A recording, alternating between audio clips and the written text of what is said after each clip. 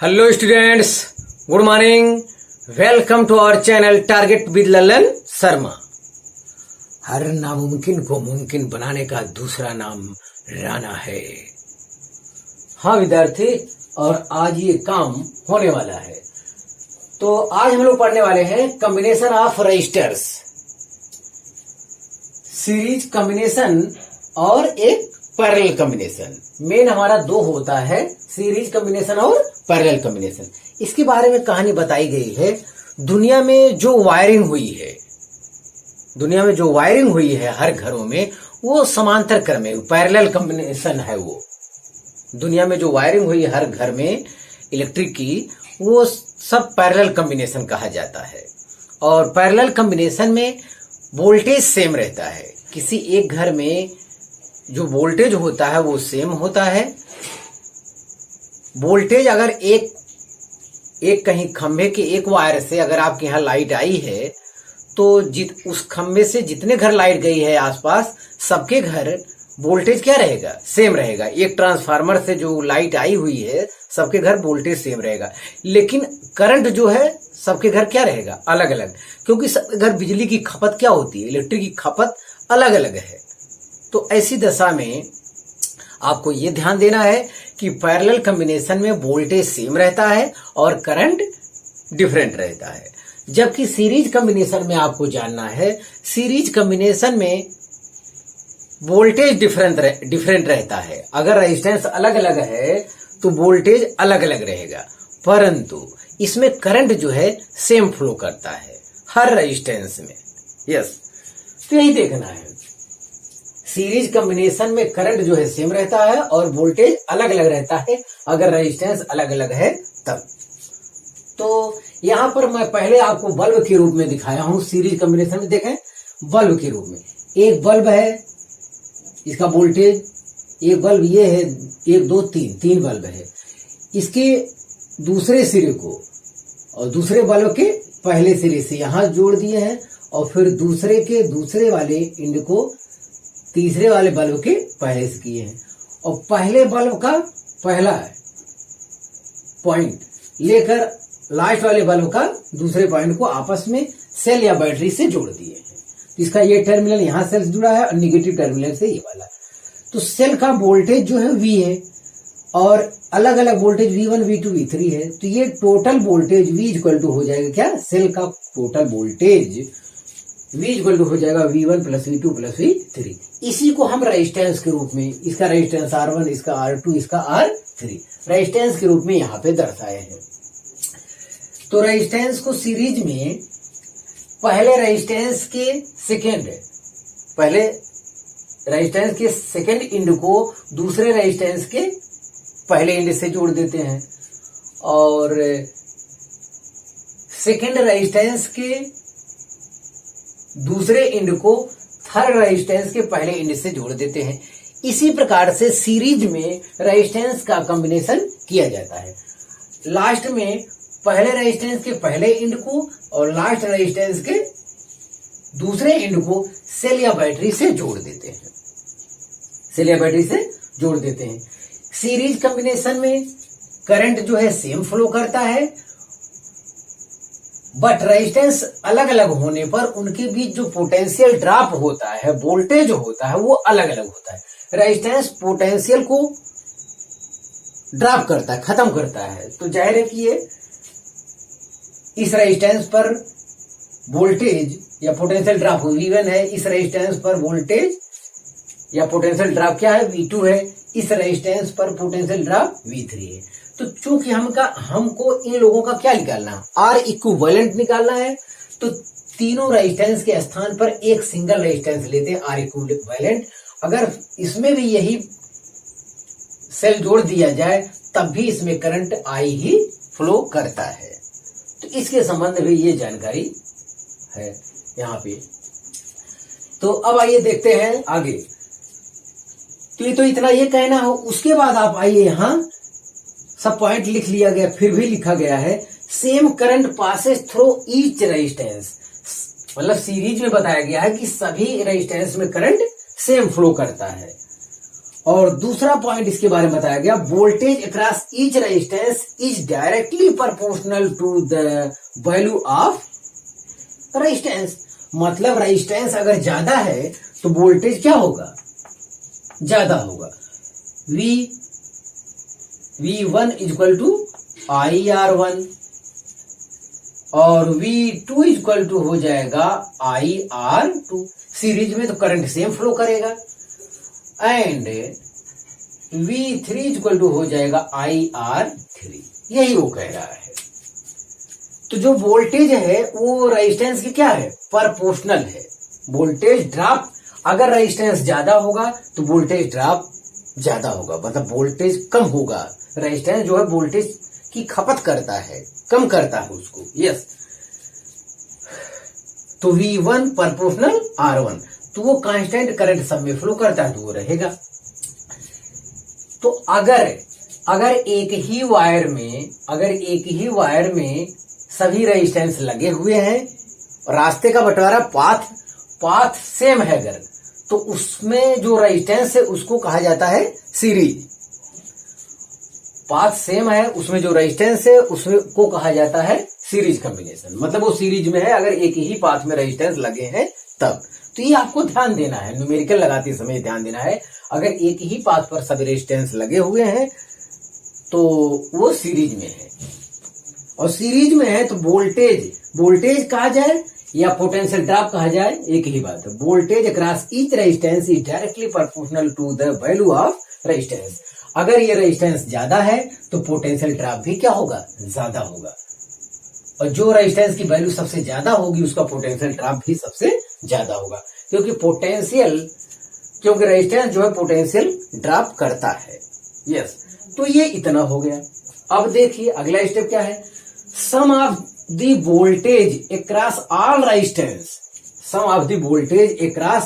Resistance is equal to the voltage applied across the circuit. मतलब कि सभी voltage के भी जो पोटेंशियल ड्रॉप है, ये वोल्टेज है, इनका सम अप्लाइड पोटेंशियल के क्या होगा, बराबर होगा। ये सभी पोटेंशियल का सम अप्लाइड पोटेंशियल के बराबर होगा। किसमें, इन सीरीज में। तो ये सब आपको ध्यान देना है कि सब बातें जो हो रही है वो सीरीज के बारे में हो रही है। V इक्वल टू हो जाएगा V1 plus V2 plus V3, that is के बाद यहां। तो यहां देखिए, और V इक्वल टू यहाँ पे देखिए, V के स्थान पे इक्विवेलेंट वाला वोल्टेज है ये वाला देखिए। तो V इक्वल टू यहाँ लिखेंगे IR इक्विवेलेंट, और V1 के स्थान पे हो जाएगा IR1 IR2 IR3। V1 V2 V3 के स्थान पे रखा गया। I कॉमन है तो सब में कट जाएगा, तो R equivalent is equal to आया R1 plus R2 plus R3। तो ये रहा आपका आंसर। तो आप इतना कॉपी कर लीजिए। हाँ, तो रेजिस्टेंस जो है डेरिवेशन के लिए 3 न्यूनतम लिया जाता है। डेरिवेशन के लिए 3, तो ये 3 ही नहीं 4 ले सकता, कोई 5 ले सकता, उससे हमारे कोई सिस्टम पर कोई प्रभाव इफेक्ट पड़ने वाला नहीं है। तो इफ यहां मैं कह दूं, if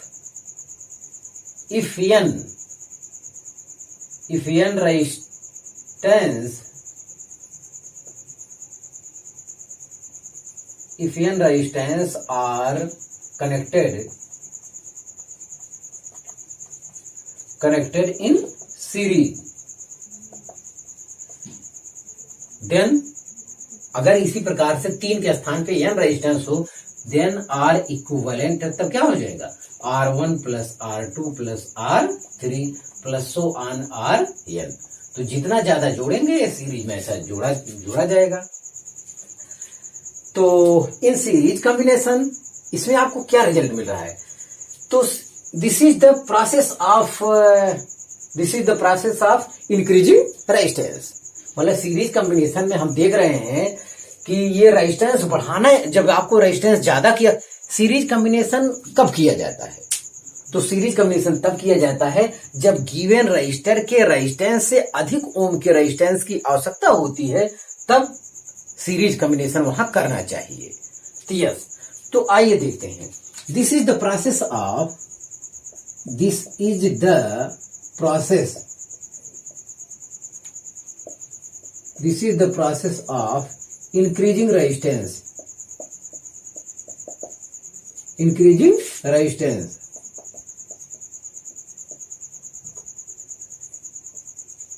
this is the process of increasing resistance. Equivalent resistance is greater than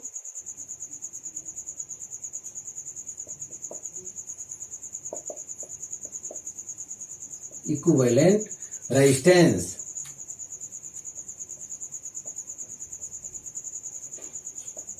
is greater than equivalent resistance is greater than each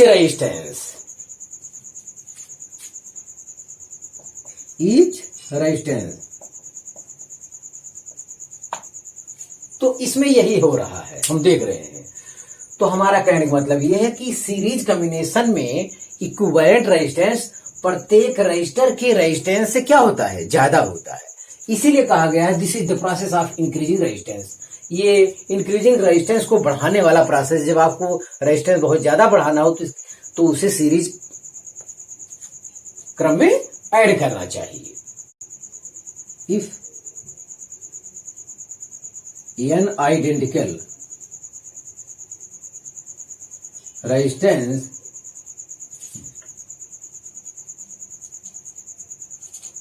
are connected, if an identical resistance are connected in series,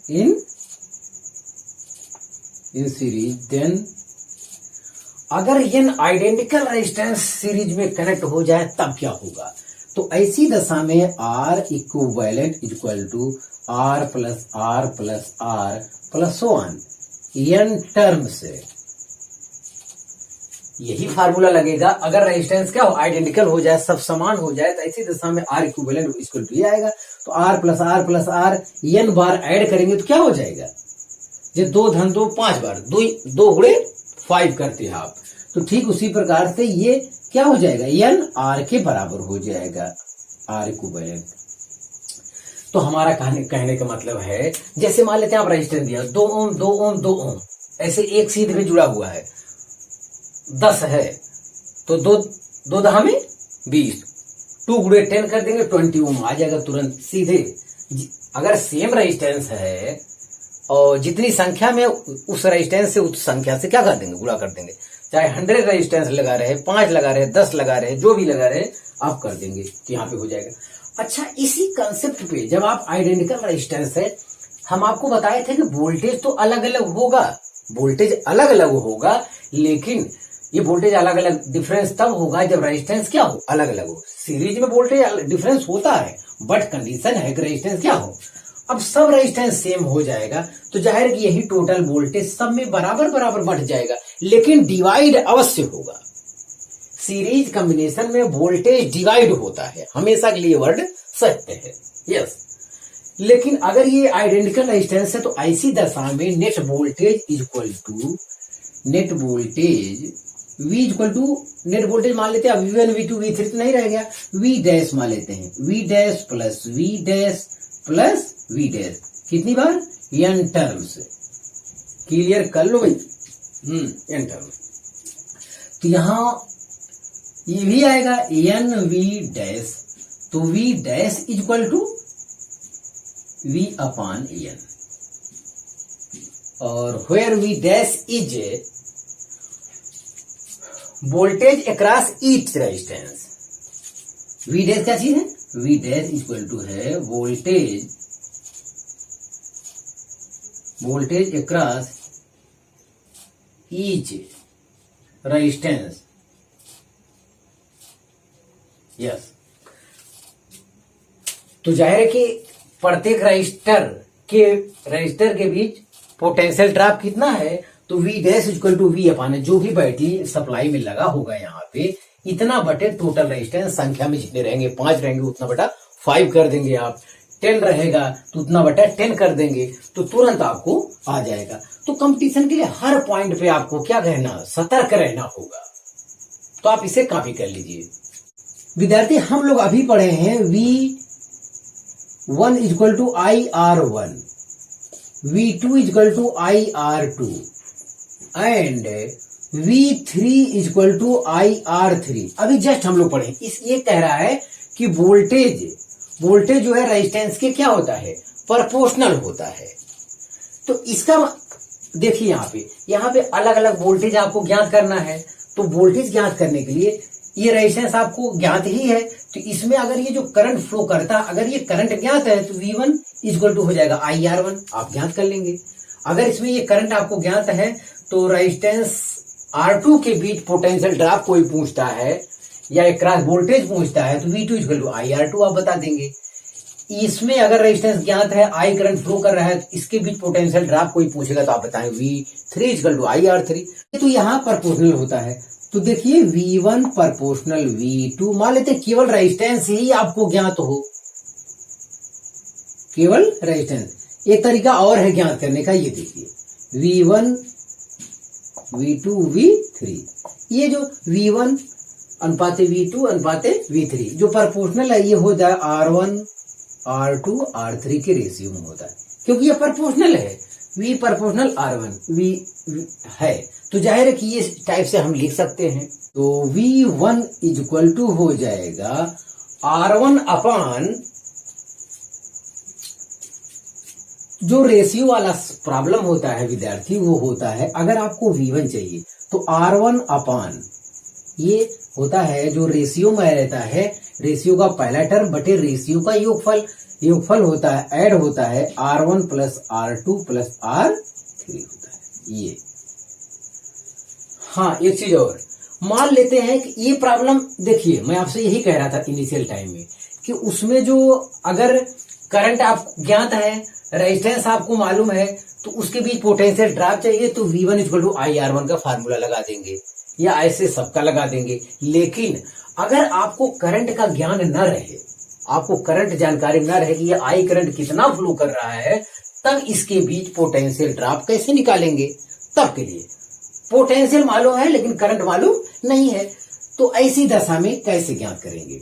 तो ऐसी दशा में ये है R1 upon total resistance, इसका सम गुणे क्या, total voltage, इसकी सहायता से यहां वोल्टेज निकालेंगे। ये ख्याल करिए, ये R इक्विवेलेंट नहीं कहना चाहिए, यहां तो R इक्विवेलेंट कह देंगे, लेकिन ये जो रेशियो वाला है इसका योग होता है, पहला टर्म बता देना। अगर दूसरा वोल्टेज चाहिए तो V2 इक्वल टू हो जाएगा R2 अपान फिर R1 plus R2 plus R3 गुणे V, इसकी सहायता से ये निकल जाएगा and V3 equal to R3 upon R1 plus R2 plus R3, इतना गुणे क्या हो जाएगा V। तो यहां की सहायता से वोल्टेज आपका निकल जाएगा। ध्यान दें, हम फिर दोबारा रिपीट कर दें, अगर करंट और ये करंट ये जो बह रहा है सीरीज में, सब में सेम ही रहता है और इसका रेजिस्टेंस मालूम है, तो ऐसी दशा में किसी रेजिस्टेंस पर पोटेंशियल ड्रॉप अगर आपको ज्ञात करना तो इस फार्मूले से ज्ञात हो जाएगा। माना अब की बार हमें ये करंट का ज्ञान नहीं है, करंट का ज्ञान नहीं, वोल्टेज और रेजिस्टेंस, टोटल वोल्टेज हम जानते हैं और रेजिस्टेंस जानते हैं, बस इतनी ही जानकारी हमारे में। तो ऐसी दशा में ये वाला चीज हम प्रयोग करेंगे, V1 इक्वल टू R1, इस टाइप से रेशियो वाला निकाल देंगे। यही चीज अभी पैरेलल में हम आपको बताने वाले हैं। तो R1 अपान ये अनुपाती योग जो रेशियो में है इनका सम गुणे टोटल वोल्टेज ये जो लगाए हैं, तो इसके बीच पोटेंशियल ड्रॉप कितना होगा ये आपको पता चल जाएगा। अब इतना बटे टोटल रेजिस्टेंस रेशियो वाला योग करेंगे तो टोटल V से गुणा करेंगे तो यहाँ आ जाएगा। तो देखिए बहुत आसान हो जाएगा। हम आपको ऐसा कंसेप्ट बता रहे हैं जिससे एक भी प्रॉब्लम आपका गलत ना हो। तो सीरीज कॉम्बिनेशन के संबंध में हमें इतनी जानकारी देनी थी, तो आप इसे कॉपी कर लीजिए। हाँ फ्रेंड्स, देखा जाए पैरेलल कॉम्बिनेशन में हम आपको बताए हैं कि दुनिया में जितनी वायरिंग हुई है वो पैरेलल कॉम्बिनेशन है। पैरेलल कॉम्बिनेशन में अगर रेजिस्टेंस अलग अलग है तो जाहिर है कि उनका वोल्टेज, पैरेलल कॉम्बिनेशन में वोल्टेज जो है सेम रहता है और करंट अलग अलग रहता है, बशर्ते करंट अलग अलग होने के रेजिस्टेंस अलग अलग होना चाहिए।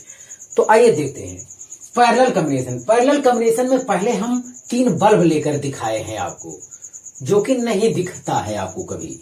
देखिए, तो पहला बल्ब है ये, दूसरा तीसरा, तीनों बल्ब है।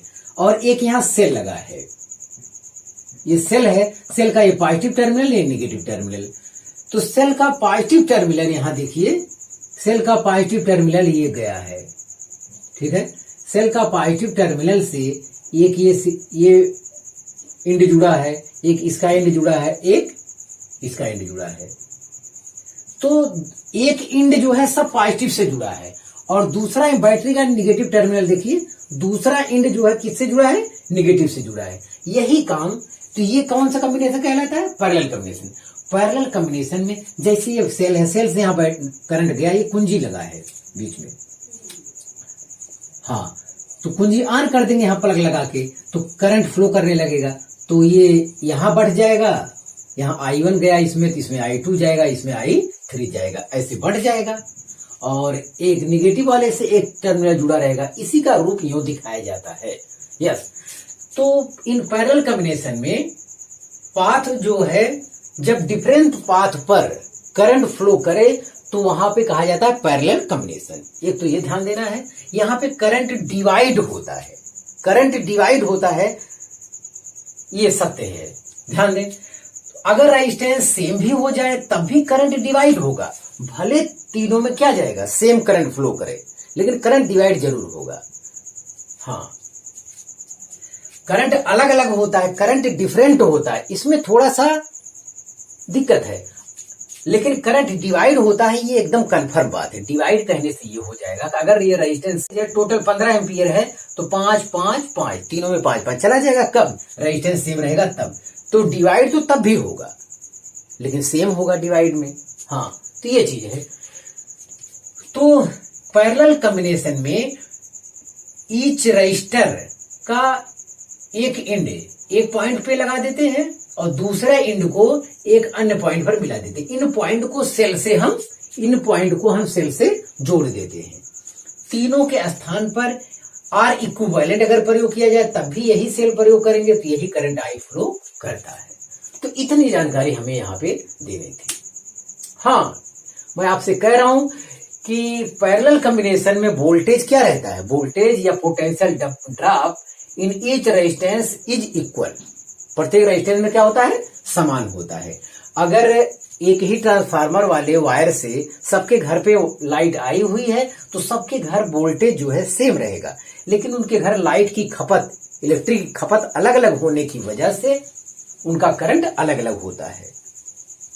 यस, हाँ, सबके घर केवल 100 वाट का बल्ब जले, सबके घर, तो जाहिर करंट भी सेम डिवाइड हो जाएगा, टोटल करंट जो है सब में बराबर बढ़ जाएगा, लेकिन डिवाइड पक्का होगा। यस, तो अगर इस टाइप का केस है, करंट डिवाइड हो रहा है, तो प्रॉब्लम हल करते समय आप जान जाइएगा वो पैरेलल कॉम्बिनेशन है, और अगर करंट डिवाइड नहीं होता है तो आप जान जाइएगा वो सीरीज कॉम्बिनेशन है। बस ये ध्यान देना है। तो आइए कुछ और देखते हैं। There is same potential drop across each resistance.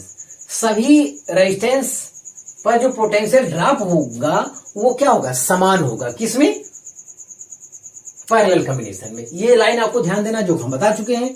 Current in each resistance is inversely proportional to the value of resistance. यहां करंट की बात हो रही, तो करंट अगर रेजिस्टेंस कम है तो करंट ज्यादा फ्लो करेगा, और रेजिस्टेंस मतलब रुकावट से ताल्लुक है, वो अवरोध है। तो current in each resistance is inversely proportional to the value of resistance, that is I1 equal to V upon R1, I2 equal to V upon R3 and I3 equal to V upon R3। तो ये I1 proportional 1 upon R1 है, क्योंकि voltage V क्या है, same है, सबके लिए voltage V same है। तो current I2 proportional 1 upon R3, current I3 proportional 1 upon R3, I2 ये R2 हो जाएगा। यस, हाँ, ये चेहरा हुआ। तो ये चीज आपको जाननी है कि पैरेलल कॉम्बिनेशन में करंट जो है रेजिस्टेंस का इनवर्सली प्रोपोर्शनल होता है। हाँ, इनवर्सली मतलब अगर ये रेजिस्टेंस सबसे ज्यादा है इन तीनों में तो करंट सबसे कम बहेगा, कम रहेगा। ये सभी कॉन्सेप्ट आपके दिमाग में बनना चाहिए। चलिए तीसरे पॉइंट पर गौर करते हैं। Current flowing in each circuit is the sum of the circuit sum of the currents in the individual resistance. हाँ, मतलब ये जो करंट टोटल करंट आई है, अलग अलग रेजिस्टेंस में जो करंट बह रहा उनके सम के इक्वल है। बस मतलब यही है, उनके योग के क्या है, इक्वल है। तो इतना आप कॉपी कर लिए। तो ये कह रहा था लास्ट पॉइंट में, तो I इक्वल टू हो जाएगा I1 plus I2 plus I3, ये कह रहा है। तो I देखिए ये नेट ये वोल्टेज V है, यहां से I equal to V upon R equivalent कर लीजिए। तो ये हो जाएगा I equal to V upon R1, यहाँ हो जाएगा, यहाँ हो जाएगा V अपान R2, यहाँ हो जाएगा V अपान R3 हो जाएगा। तो V है कट जाएगा, तो 1 upon R equivalent equal to हो जाएगा 1 upon R1 plus 1 upon R2 plus 1 upon R3। तो लोग जो फार्मूला है वो यही याद करते हैं। तो हमें तो चाहिए R इक्विवेलेंट कैसे निकाला जाए? तो जाहिर है कि यहाँ तो ऐसे लिख देते हैं लोग, लेकिन कम सब प्रॉब्लम सॉल्व करते समय आपको एलसीएम वगैरह भी लेना पड़ेगा। चलो मैं ले लेता हूं। तो इसका एलसीएम लेंगे तो R1 R2 R3, आप यही याद करिएगा। तो आप ध्यान दीजिएगा, पैरेलल कॉम्बिनेशन में रेजिस्टेंस का जो फार्मूला होता है R इक्विवेलेंट निकालने का, 1 upon R equivalent equal to 1 upon R1 plus 1 upon R2 plus 1 upon R3 होता है। यस, तो ये लघुत्तम लेंगे तो ये आएगा R2 R3, R1 से कट जाएगा, ये यहाँ आ जाएगा R3 R1, और इससे R3 से कटेगा तो ये आएगा R1 R2, किसके 1 upon R equivalent equal to आएगा। ये प्रॉब्लम में तो यही काम करना है आपको, यही कर लो। चलिए देखते हैं R इक्विवेलेंट इक्वल टू क्या आया। R इक्विवेलेंट इक्वल टू, अगर आप चाहते हो बड़ा सवाल भी जल्दी जल्दी हल हो तो जल्दी से किया जा सकता है और जल्दी हो सकता है, कठिन नहीं है, ये पलट जाएगा।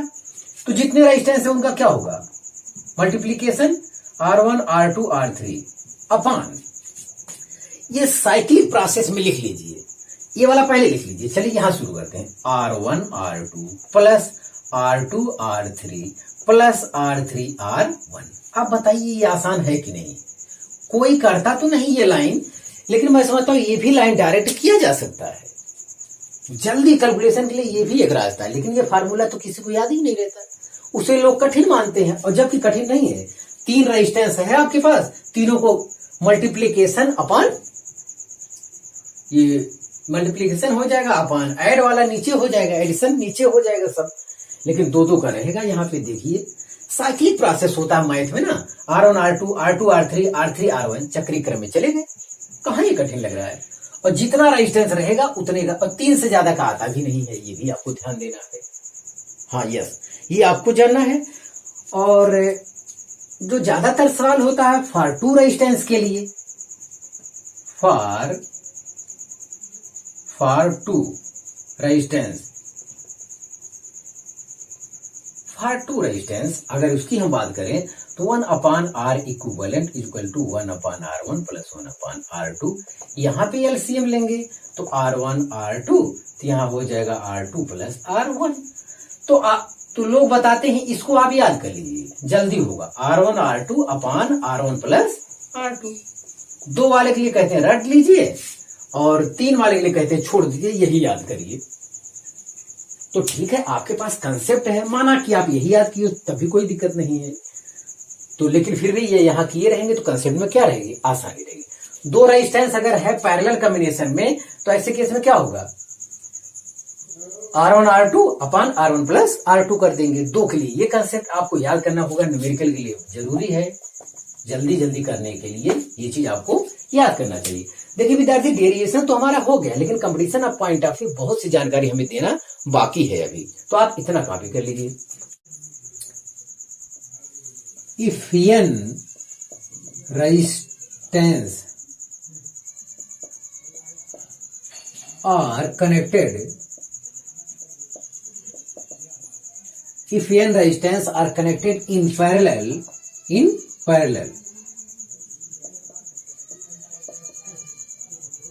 then 1 upon R equivalent is equal to 1 upon R1 plus 1 upon R2 plus 1 upon R3 plus so on 1 upon Rn हो जाएगा। तो ये केवल 3 रेजिस्टेंस के लिए नहीं है, 3 से ज्यादा रहेगा तो ऐसे आप जोड़िएगा, फार्मूला तो हमारा वही रहेगा, एलसीएम वगैरह वैसे लेंगे। हाँ, अगला पॉइंट हमें कहना है, if an identical resistance, if बहुत जरूरी है, if an identical, if an identical resistance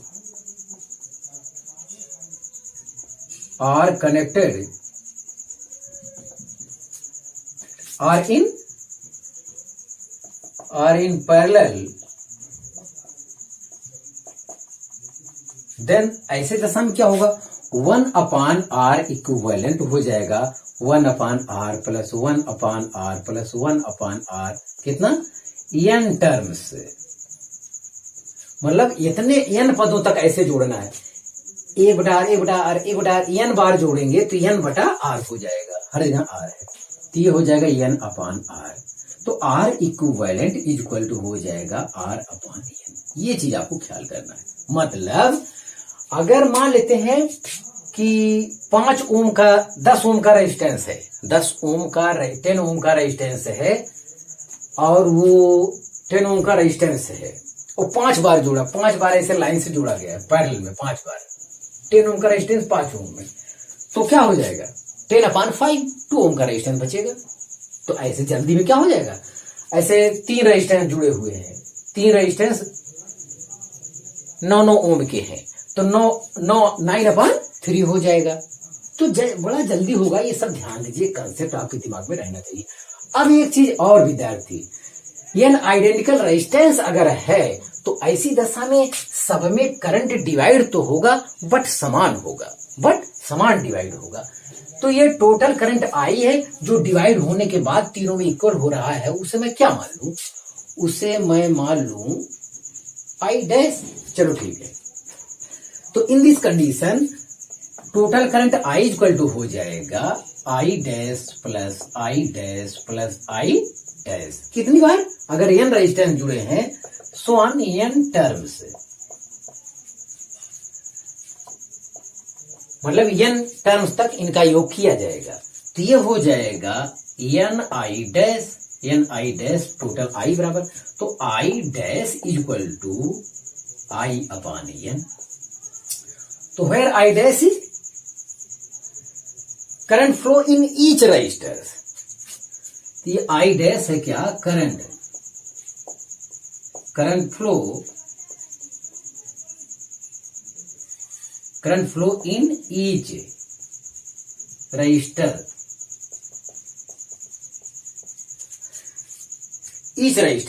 तो प्रत्येक रजिस्टर्स में इतना करंट फ्लो करेगा। टोटल करंट में ये संख्या से केवल क्या कर देंगे, कितने संख्या में ये जुड़ा हुआ है रजिस्टर्स उतने से डिवाइड कर देंगे दोबारा, क्योंकि सब में इक्वल जाना है ना। मान लेते हैं 9 एम्पियर टोटल करंट है और सभी में बराबर बराबर बटना है, तो 9/3, तो 3 इसमें जाएगा, 3 इसमें, 3 इसमें, 3 त्रिका 9, 3 आज 9, तो ऐसे केस में बढ़ जाएगा। तो ये कंसेप्ट आप ध्यान दीजिएगा, सब आपको हम कंडीशन पॉइंट ऑफ व्यू बता रहे हैं।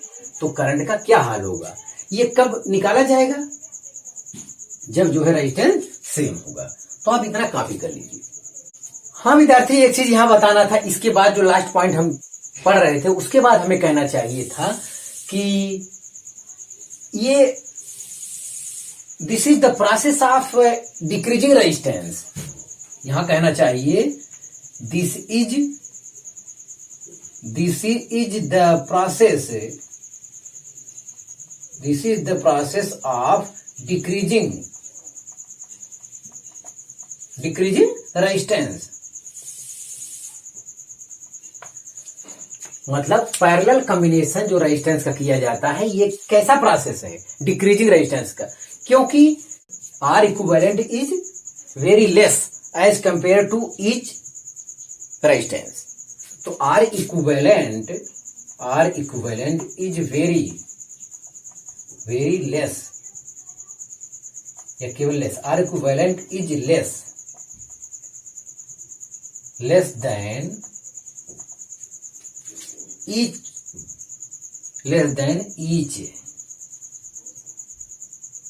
each resistance, हाँ, मतलब आर इक्विवेलेंट का मान, पैरेलल कॉम्बिनेशन में आर इक्विवेलेंट का मान प्रत्येक रजिस्टर के रेजिस्टेंस से क्या होता है, कम होता है। जब तो पैरेलल कॉम्बिनेशन तब करना चाहिए जब गिवन रेजिस्टेंस से कम ओम के रेजिस्टेंस की आवश्यकता हो, तब हमें पैरेलल कॉम्बिनेशन करना चाहिए। आपको यह ध्यान देना चाहिए कि आखिर पैरेलल में क्यों जोड़ा जाता है। जब हमें गिवन रेजिस्टेंस से कम ओम के रेजिस्टेंस की आवश्यकता होगी, तब हमें उसे पैरेलल कॉम्बिनेशन में जोड़ना चाहिए। तो ये चीज है, this is the process of decreasing resistance. R equivalent is less than each resistance. जो दिया गया है उससे क्या होता है, बहुत कम होता है। तो ये आपकी जानकारी में होना चाहिए, अपनी भाषा में ये लिखा गया है। चलिए अगला पॉइंट जो हमें पढ़ाना था, सबसे जरूरी था कंपटीशन पॉइंट ऑफ व्यू, वो देखिए। अगर हमें वोल्टेज ज्ञात है, ये वोल्टेज ज्ञात है, तो अगर वोल्टेज ज्ञात है और ये रजिस्टर ज्ञात है, इसके बीच करंट कितना फ्लो करेगी हम जान जाएंगे, क्योंकि ये वोल्टेज इसके लिए भी, ये वोल्टेज इसके लिए भी, ये वोल्टेज इसके लिए भी, सबके लिए वोल्टेज सेम रहता है। किसमें, पैरेलल कॉम्बिनेशन में। ऐसी दशा में अगर हम वोल्टेज जानते हैं तो R1 में कितना करंट फ्लो करेगा, R1 equal to V upon R1। R2 में कितना करंट फ्लो करेगा, I2 equal to V upon R2, ये भी हम जानते हैं। कब, जब वोल्टेज ज्ञात रहे तब। अब हमें वोल्टेज ज्ञात नहीं है, अब हमें वोल्टेज की जानकारी नहीं है। हाँ, टोटल करंट हम जानते हैं। ऐसी दशा में R1 में कितना करंट फ्लो करेगा, R2 वोल्टेज के बारे में जानकारी नहीं है, तब हम क्या करेंगे, कोई रास्ता है तो आप ध्यान दें, यहां पे I1 ratio I2 ratio I3, ये जो बराबर होगा 1 अपॉन R का रिलेशन होता है, 1 upon R1 ratio 1 upon R2 1 upon R3, इस रेशियो में होता है। और पैरेलल में वोल्टेज और रेजिस्टेंस प्रोपोर्शनल होते हैं, ये इनवर्सली प्रोपोर्शनल होते हैं। ये कंसेप्ट बताया गया। मान लो ऐसा केस हो जाए, देखिए इसके बाद अब मैथ है, केवल मैथ रह गया है हमारे पास। अब इसका नियम ये है कि इसका जैसे इस टाइप का प्रॉब्लम आएगा तो कैसे सॉल्व करेंगे, तो इसका नियम है कि एलसीएम लिया जाए। क्या लिया जाए, एलसीएम। तो हो जाएगा R1 R2 R3, एलसीएम लेंगे तो R1 से कट जाएगा, तो ये हो जाएगा R2 R3, ये हो जाएगा। ये R2 कटा होगा, ये ऐसा करिए। अब देखिए इसमें हर सबका बराबर करना है, हर सबका बराबर करना होता है, तो वही एलसीएम ही एक रास्ता है। बाद में अलग अलग करेंगे आप, तो इसमें R2 R3 से ऊपर नीचे गुणा कर दो, तो हो जाएगा R2 R3 अपान क्या हो जाएगा, R1 R2 R3 रेशियो। इसमें R2 है ही है, तो R1 R3 से ऊपर गुणा कर दीजिए, R3 R1 बटे क्या हो जाएगा, R1 R2 R3 रेशियो। इसमें R1 R2 से ऊपर नीचे गुणा कर दीजिए, ये हो जाएगा R1 R2 R3। वही एलसीएम ही लिया गया है, एलसीएम लेकर हम अलग अलग कर लिए हैं, तो सबका हर क्या है, सेम है। अरे काट दोगे, R2 R3 काट दोगे तो 1/R1 बचेगा, यहाँ पे R1 R3 काट दोगे तो 1/R2 बचेगा, तो सब सेम लिखा गया है। अब रेशियो का मतलब ये होता है जो कॉमन पॉइंट होता है उसे हटा देते। कॉमन क्या है, हर सबका सेम है, डिनोमिनेटर सबका क्या है, सेम है, तो हटा देंगे। तो ऐसे केस में आया I1 I2 ratio I3 equal to आया R2 R3 ratio R3 R1 ratio R1 R2 ही है। अगर आपको इसमें करंट चाहिए, मैं ऐसा कंसेप्ट बता रहा हूं जिससे आपका एक भी प्रॉब्लम बेसिक वाला जितना कंसेप्ट है, बेसिक वाला जितना न्यूमेरिकल है, गलत ना होने पाए, और गलत नहीं होगा, इतना बेहतर वर्क हो रहा है। तो चलिए, इसका होता है जो रेशियो रहता है उसका सम किया जाता है। तो I1 अगर हमें ज्ञात है तो इतना बटे टोटल ये रेजिस्टेंस, रेशियो वाला टोटल रेजिस्टेंस, तो इतना हो जाएगा R2 R3 बटे टोटल यही जोड़ लेना है। तो जोड़ने के लिए अगर आप चाहते हो कि ये रट्टा ना करना पड़े, आसानी से रहे, तो जोड़ने के लिए चाहिए पहले जोड़ो, ये कोई दिक्कत नहीं है। तो यहाँ साइक्लिक प्रोसेस में लिखो R1 R2 plus R2 R3 plus R3 R1, तो ये कितना आया, तो ये रेजिस्टेंस बटे रेशियो वाले रेजिस्टेंस का सम गुणे टोटल करंट आई। अगर I1 आपको ज्ञात करना है तो ये भी एक फार्मूला है, इसकी सहायता से आसानी से ज्ञात करेंगे हम लोग, टोटल करंट से गुणा करेंगे। यस, हाँ, इसी प्रकार से I2 ज्ञात करेंगे। I2 इक्वल टू, अब की बार इतना बटा करेंगे, R2 R3 R1, साइक्लिक क्रम में है भी, R3 R1 बटे यही वाला R1 R2 R2 R3 plus R3 R1।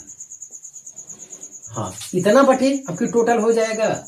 Ratio वाला रेजिस्टेंस का सम लिया जाता है। देखो विद्यार्थी, आपको दो टर्म यहां लग रहा होगा ना, लेकिन ये जो गिनती के टर्म है, अगर 2 गुणे 3 तो यहां हो जाएगा 6, एक ही पद मिलेगा। न्यूमेरिकल वास्तव में होगा तो इतना कठिन देखने में नहीं लगेगा। हाँ, अब टोटल करने से गुणा कर दो साहब। अब आपका आ गया क्या, I2 भी क्लियर हो गया। एंड I3 देख लीजिए, एंड I3 आपकी थर्ड पॉइंट, थर्ड वाला R1 R2 अपान साइक्लिक में R1 R2 plus R2 R3 plus R3 R1। Cyclic क्रम में लिखने से क्या है, आपको रटना नहीं होगा, आसानी से आपको आ जाएगा, मेहनत नहीं करनी होगी। तो इस टाइप से हम जो है प्रॉब्लम को सॉल्व करेंगे। सब न्यूमेरिकल हल करने का हम तरीका ही आपको बता रहे हैं। तो आज हमारा इतना कंप्लीट हो गया विद्यार्थी, आप इसे कॉपी कर लीजिए। तो विद्यार्थी, इस पे इसका पूरा कॉन्सेप्ट हम क्लियर कर चुके हैं। आप अगला वीडियो में हम कल न्यूमेरिकल सॉल्व करेंगे। तो आप मेहनत से पढ़ाई करते रहें। All the very best.